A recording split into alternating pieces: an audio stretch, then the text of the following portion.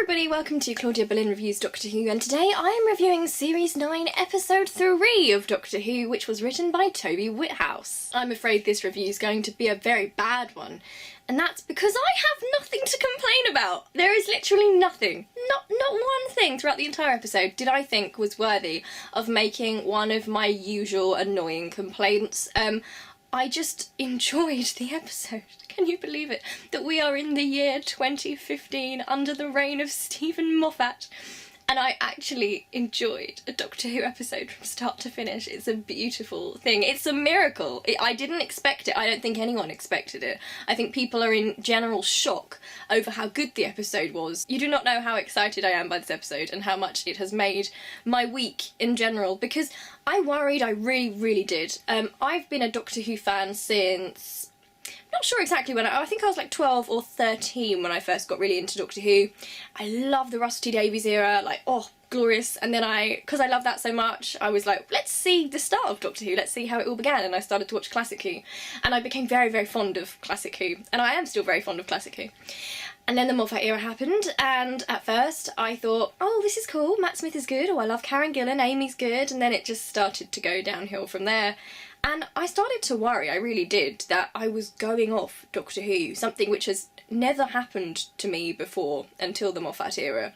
And that was worrying, and I thought, maybe, well, this was suggested to me by members of my family. They said, maybe, Claudia, you've just grown out of Doctor Who. And that was deeply offensive, as any Whovian will know, because you don't grow out of Doctor Who. Doctor Who's with you for life. But still it troubled me, and I spoke to my brother about this, who feels kind of the same way as me, and we discussed it at great length, and we knew that it couldn't be that we'd gone off Doctor Who as a show, because we went back and watched loads of our favourite Russell T Davies episodes and we're totally hooked, and we had a laugh watching some Classic Who and it was great. So we deduced that it had to be the Moffat era, but still the worry remained that maybe this was no longer the show for me. And people ask me all the time, if you complain so much, why don't you just leave the fandom? You don't, my friend, you do not leave the Doctor Who fandom, you're in it for life.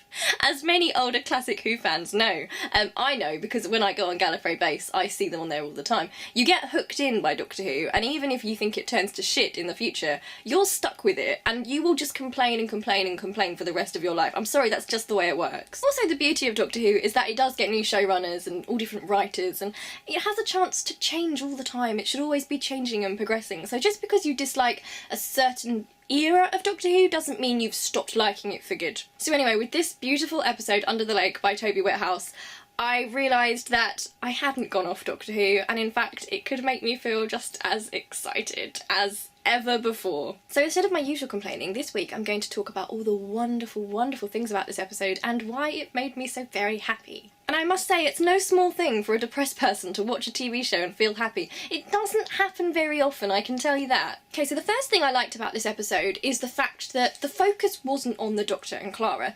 My favourite type of Doctor Who episodes are very similar to the Classic Who era, where the Doctor and his companion will drop in on a scenario and have to play detectives, find out what's going on, solve the mystery, save the people. I don't like the complete focus to be on the Doctor and his life, because at that point it starts to get a bit dull, and then also, I've spoken about this before, I think it kind of takes the humanity out of Doctor Who a bit, but I digress. This episode was so reminiscent of Classic Who. It could definitely have been a Patrick Troughton episode or a Tom Baker episode.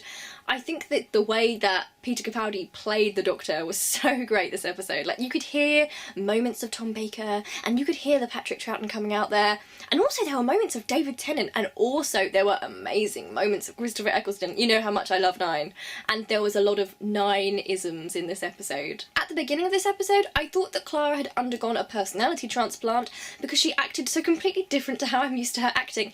At first I thought this was a flaw in the episode. I thought, oh wow, Clara's been incredibly badly written here. Then I realised that she hadn't been badly written. She had in fact just been written happy. It is very rare to see Clara happy in Doctor Who right now. As I complained about last episode, she's having a really rough time in the TARDIS, and it is hard to understand why she does stay, really. I don't think many people would.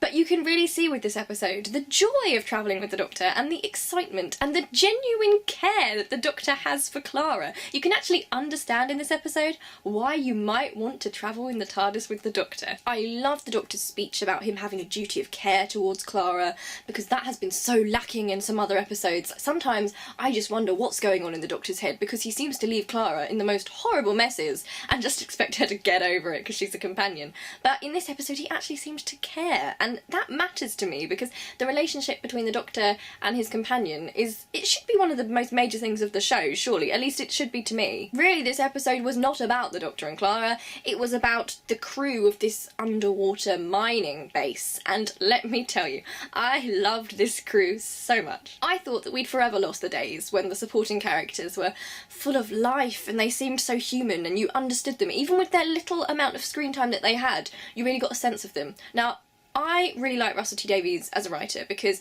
I feel like most of his characters, even the really small ones, are very human, and you kind of get a sense of them as a person, even when they have really limited dialogue or screen time.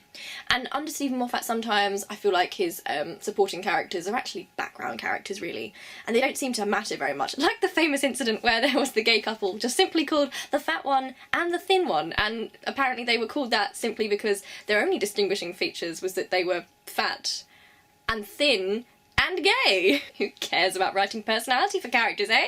Really though, the crew of this underground base made the episode for me. I loved every single character, even that little prick Pritchard, who was like the token capitalist of the episode, and also the token white man of the crew. Now unfortunately, despite having a beautifully diverse cast which reflects real life people, there are some people online, perhaps some old-fashioned, rather privileged people, who seem to think that this episode is merely pandering to the social justice warriors and trying to be too PC. Because who ever heard of people who aren't white men doing things with their lives? Really though, it's like these people come from a parallel universe in which only white, cis, straight, able-bodied men do things. I mean, other people do things too. We're all living and existing here. It really bugs me when people complain about forced diversity, as if this weird parallel universe that the media at the moment in fiction presents, which is full of loads of white men doing manly stuff, is an accurate reflection of real life, because it's not. That's the weird dystopian parallel world. That's like forced non-diversity. If you look out of your window, you'll see lots of different people.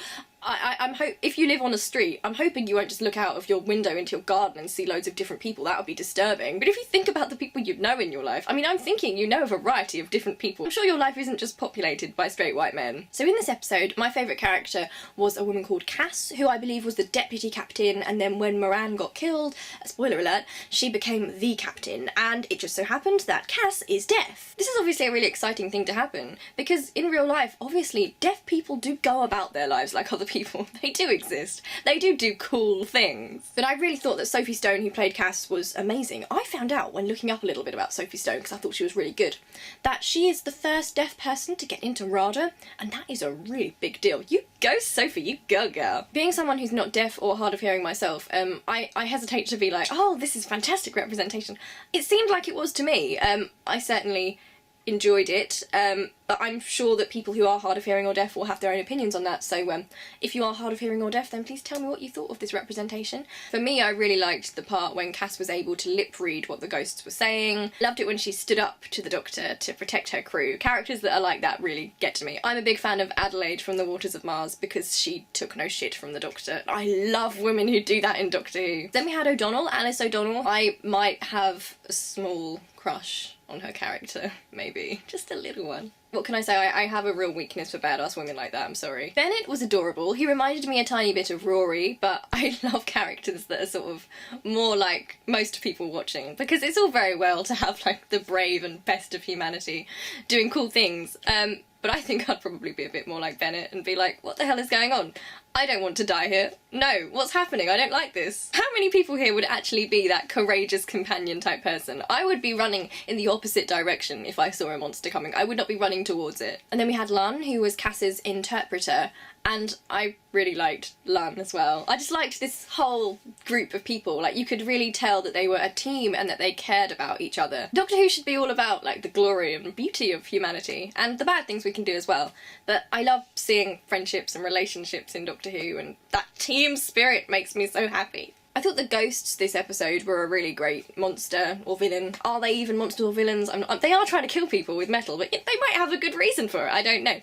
But I thought they weren't, like, horrendously traumatic to people, and that's because this was such a proper Doctor Who-y episode that we were encouraged as the viewer, by the Doctor himself, to look past the idea that these are terrifying evil monsters. Let's see what they want, where they come from, what they're trying to achieve. That's something I love about Doctor Who in general. It really forces you to put your fear into perspective, and often in Doctor Who episodes, in the good ones, you'll meet a monster or an alien that you're supposed to be afraid of, but as the episode progresses, you'll start to fight your own fear with knowledge, in a way, because the more you learn about it, the more you understand it, the less frightening it becomes. I just think that's a really subtle thing Doctor Who does, and it's brilliant in teaching compassion and empathy and teaching us to look further than what we initially see. The way the Doctor reacted to the ghosts at the start of the episode was a perfect example of this, where Clara, like most of us humans, when confronting with these ghosts, was pretty afraid.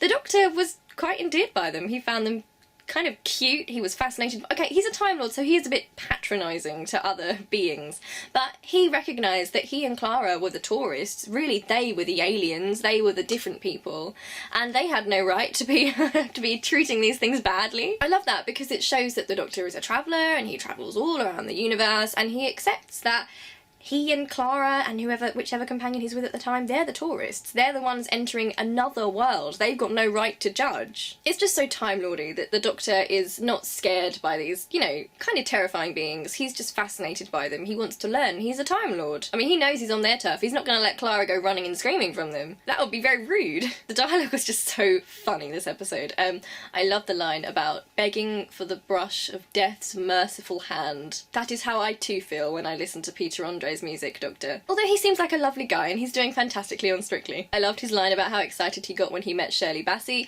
That's so in character, I can see that happening. Loved the line about Clara having an argument with Gandhi, because a lot of people don't realise, but there are actually some things about Gandhi which maybe aren't so great. Have I committed heresy by saying that? Anyway, I can just imagine Clara being the teacher that she is, getting into an argument with Gandhi. That's something for another day, but I enjoyed that. The cards thing, where Clara had the cards for the Doctor when he was being a little insensitive, I actually kind of liked, because on the cards there were all sorts of funny sayings, and one of them was to do with when the Doctor left Sarah Jane in Aberdeen instead of Croydon. I think it said something like, "I'm sorry, I should have known you don't live in Aberdeen. I know now that you live in Croydon." Little touches like that just really made the episode for me, because on first watch, I didn't notice that, and then when I watched it a second time, I saw it, and I was just over the moon. The cliffhanger to this episode was kind of predictable, but I didn't care because it was just brilliant and just like an old classic Who cliffhanger. And I love little moments in new Doctor Who which reminds us of the old Doctor Who, because it's all one big glorious show that we love. Luckily for us, this is a two-parter episode, so the fun does not end here. I'm looking forward to that. I'm hoping it lives up to the first part of this, and then it ties up some loose ends. I'm already seeing some loose ends being tied up. I love the fact we're learning as we're going along in this episode. Often in a Stephen Moffat episode, loads of questions will be asked throughout the episode, but you lose hope of ever getting your answers by the end, and it seems Stephen Moffat's forgotten to answer half of the questions anyway, so you lose hope. But this episode really does feel like we're leading to somewhere that actually makes sense. I miss Doctor Who making sense, I really do. Okay, so as I said, this episode is an absolute 10 out of 10 for me. It's amazing. I love it. I absolutely love it. It's my favourite Doctor Who episode since Vincent and the Doctor, I think, and that's a big deal for me. Really loved it. Hope Doctor Who continues on in this vein. You know, I quite enjoyed the first two episodes of the series, so actually I feel really excited about this series. Also hoping, I don't want Stephen Moffat to become unemployed, you know, he has a family and everything, but I would like him to step down as showrunner soon, and, you know, Toby Whithouse has obviously proved he can do a very good job, so I'm not saying Stephen Moffat should disappear and give the reins to Toby Whithouse. I am saying that, actually. I wish no ill will towards Stephen Moffat, but I just think Toby Whithouse has displayed that he can do this kind of thing far better. But then, that being said, didn't we all think Stephen Moffat was pretty great before he took over as showrunner, and then we were horribly surprised? Thank you for watching this review, or this fangirling really. It's just an entire video of me fangirling about that amazing episode. Tell me what you thought of the episode in the comments. I'm always interested to hear what you have to say about it. Apart from if you're someone who's complaining about forced diversity, I don't want to, no one wants to hear, nobody cares. Go back to the olden days or wherever it is that you come from. Go back to your parallel world populated by only straight white men. How horrendous if a world like that actually did exist somewhere. That's a scary planet. That's a Doctor Who episode for you. Okay, I love you loads, and I'll see you really soon. Looking forward to next week so much. Thank you, Toby Whithouse. Okay, love you. Bye-bye.